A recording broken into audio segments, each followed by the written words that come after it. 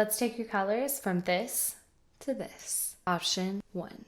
Since I'm always so worried that I'm gonna have to go back and fix something, I just go ahead and I duplicate the entire part. So I'm gonna go ahead and I'm gonna take all the layers that I would want to affect. Everything else I'm gonna group together, and then I'm going to flatten that group. Then go ahead and add another layer on top of that one. Select the layer that you just flattened, and then go back to your new layer that you created.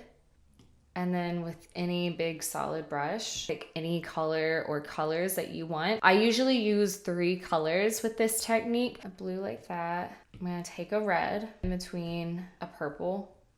Then you're gonna go ahead and just blur that layer. So you go over to adjustments, Gaussian blur, and however much you want it to blur. I feel like with this technique, soft light is usually the one that I pick. Adjust the opacity.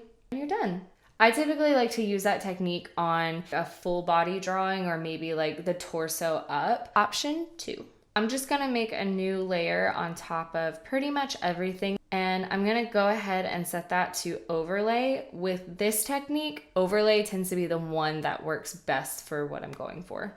And then with a soft brush, when I want the lips to really pop, I actually just do dropper onto lip color that it already is. And then on the overlay layer, I just very lightly brush on top. With shadows, I like to play around with like purples, magentas, orange if the shadow isn't as dark. Where the shadow is darkest, like under the chin, that's where I'll put more purple. I'm just big on using purple, pinks, and oranges in my artwork anyway, but you can use any color you want. Add some pink in there, maybe some orange, and you're done. It's so crazy how much of a difference just doing an overlay makes. I feel like when I'm first coloring in my art and I'm trying to make it realistic colors, it can kind of translate as a little like drab and grayish. And then as soon as I add in that overlay, it just completes the whole look. If you have other techniques that you do, put that in the comments down below. Let's help each other.